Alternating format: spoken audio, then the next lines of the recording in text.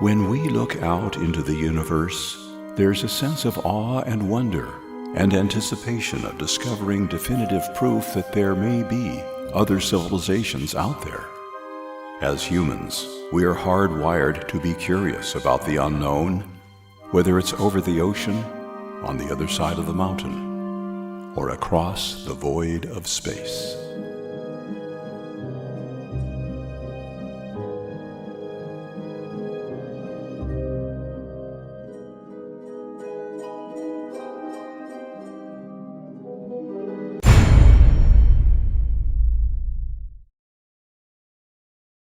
Roswell is the UFO capital of the world because of what happened nearby in 1947. Debris was found that some thought was the wreckage of a crashed alien spaceship, but the military declared that it was a weather balloon. Various theories about the Roswell incident have been debated ever since.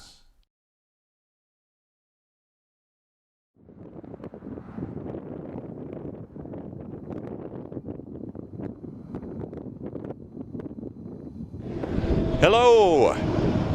Welcome to Roswell, New Mexico, the home of all things weird. Yes, this is the capital. This is where it all supposedly happened. We're so glad you could join us. The locals have a lot of fun with their images of UFOs and aliens and little green men. It's all a lot of fun, and frankly, it's very profitable.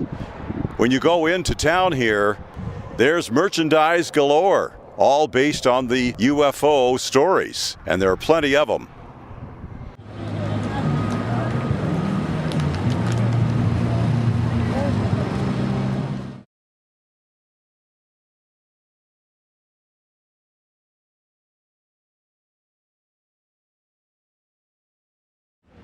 So we're talking with a delightful person we've just met who shows some in-depth experience regarding UFOs. Hi, what's your name? I'm Etheria in Roswell, New Mexico today. Loving it. The capital of everything extraterrestrial. Mm-hmm. You were telling me that you are a medium or a psychic? I am a medium and also a trance channeler. I go into full trance and channel extraterrestrials along with some other spirits and such. So I jokingly say I'm a petite medium because I'm small, but yes.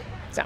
Excellent. And you also said that you have had some personal experiences. Without going into too much detail, what did you experience? Well, I suspect I've probably been a contactee my entire life, but in 1998 things suddenly got woo-woo. And I was living in Los Angeles, California, up in the hills, and one night I was taken. They took me to a laboratory underneath downtown Los Angeles, of all places, because I'm thinking, really? Los Angeles? Why would they be here? I'm thinking Roswell or whatever. They took me to this lab. They showed me large test tubes full of fluid and babies that they were creating. It was fascinating, and what was extra interesting about that particular experience that started a lot of this is I'm a very emotional person by nature, but when I was with them, I had no emotion. It was totally cut off, and I was only logic. I functioned on pure logic, and to the point where I noticed it, and I go, this is weird. I don't feel anything. I'm just thinking like a scientist. About a week or two later, another group came. I think they wanted to find out what the first group showed me, because the first group felt pretty friendly. They didn't hurt me or do anything bad. The second group, not so good. Very scary. And all I can remember now is I sensed them coming, like a light was coming in my door. And I got on the floor petrified. I've never felt fear like this before. And I'm just praying to God, don't let them know I'm in here. Please don't let them know I'm in here. I don't want to. And then I blacked out, and the next morning I woke up, so I don't know what happened, but they felt very negative to me. And I really do think they wanted to find out what the first one showed me. That's my guess. So we're hearing both negative and positive about alien life. Yeah, I do believe they're not all benevolent, but I also don't believe they're all evil, because there's the people who think, oh, they're all, demons or what. It's like, no. I think the majority are don't want to hurt us and are just studying us and that kind of thing. They're searching for intelligent life. Good luck. Yeah, I know. Exactly. Yes. Yeah. Don't get me started. If you could communicate with an alien, what would you ask them? What would you want to know? How do we get ourselves out of the mess we're in right now here? I mean, really, we need help. I wish they would intervene more. I really do. I'm not optimistic about the future of this planet in numerous ways right now. And I mentioned to him maybe before you were here that I wish they would just come take me and my cats permanently, just get us off this planet, move us somewhere else.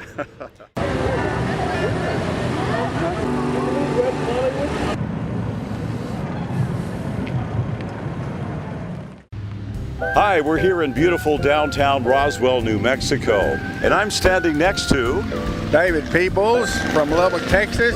from Lubbock. Well, welcome. Yes, Welcome. I'm Buddy Holly. Oh, yeah. Kim Neiman. And your name is? Ashley Neiman. You're from? Phoenix, Arizona. My name is Carlos. This is my family, Sophia and Elena. If you ever could talk with or communicate with somehow, maybe telepathy with an alien, what would you want to find out? What would you ask? I would ask, what advice would they give to the human race? What advice? That's a good one. And you, what would you ask? I want to know where they are from specifically in the universe. How old are you? I'm old enough to know better. Personally, I would love to see what their spaceship autonomous driving is like. That's what I'm looking forward to. When I can just get in the car and then rise up, and then there's no more traffic technically, right? Right. Where did you come from? How many people have you abducted?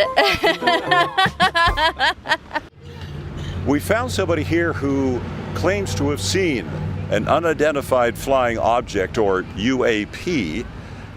It's changing terminology. Tell me what happened. When I was growing up in Phoenix, I could look out our back window, and about every other night going up from where we lived, there would be 6 lights, 3 and 3, and it would be about 3 of them, and it would go up about halfway and completely disappear. As an adult, I saw the same UFO over a farm in Arvada, Colorado. What shape was it?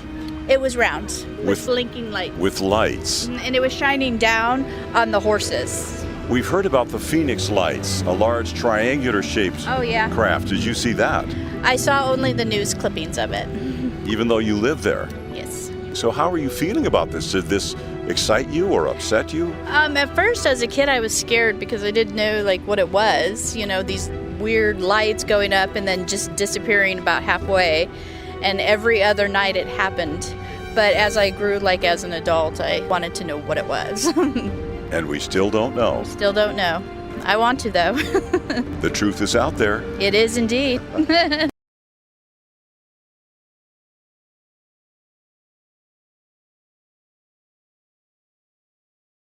So Nick Pope, where can we begin? What should we be telling the public about the aerial phenomenon? Is this something we can trust that is real?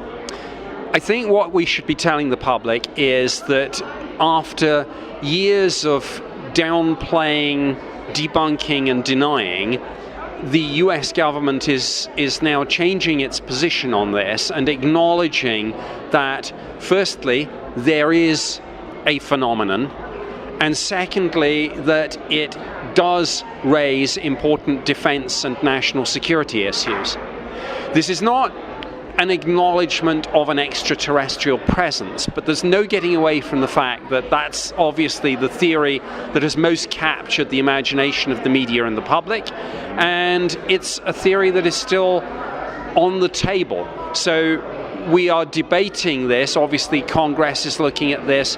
There are multiple provisions on this in the National Defense Authorization Act. We had a report from the Office of the Director of National Intelligence, which hit on June 25th, 2021. All of this should say that this is no longer, if it ever was, a subject to be either ridiculed or ignored, but is something that should be looked at seriously and scientifically. Are we on the cusp of some new information? Do you believe there's something big coming down the tube here soon? I don't know whether we're heading for a single event that the UFO community would call disclosure with a big D, but I think we are in the middle of a process that is arguably disclosure with a little d, and that absolutely will go on. I guarantee there will be more official US military photos and videos released and more documents declassified. There'll probably be some leaks too. More pilots and radar operators will come forward. More intelligence community personnel who've been involved in these sorts of programs will speak out.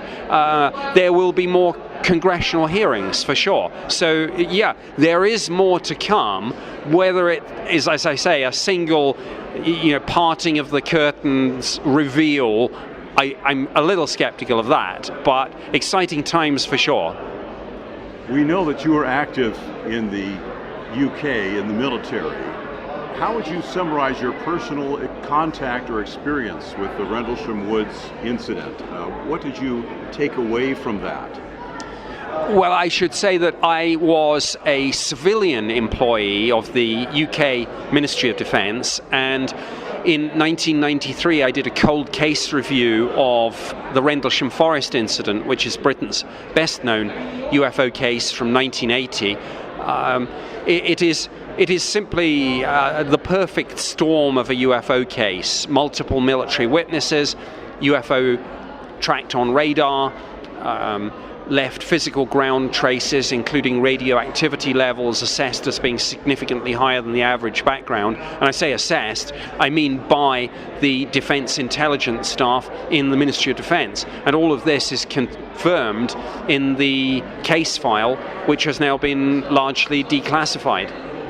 In a spiritual sense, are you uplifted, inspired, afraid? What do you feel when you review these alien ideas? When I look out into the wider universe and when I think about what might be out there, and as I look forward to big science projects like the James Webb Space Telescope, the Square Kilometre Array, I look out with a sense of awe and wonder and anticipation. And I look forward to discovering definitive proof that there are other civilizations out there. And I think it will be a pivotal moment in human history. And although there are, of course, some dangers if we were to encounter civilization or civilizations more advanced than us and not friendly, if you took the view that you didn't want to take a chance and see what's out there, we never would have ventured beyond our initial cluster of villages in Africa. We never would have set sail across the ocean. You have to roll the dice. You have to decide to, fortune favors the brave. My cameraman has been coming here to Roswell, New Mexico for many, many years. In fact, he came here every other year to visit relatives during his childhood growing up. But now, I can't find him. Carl! Hey! Carl!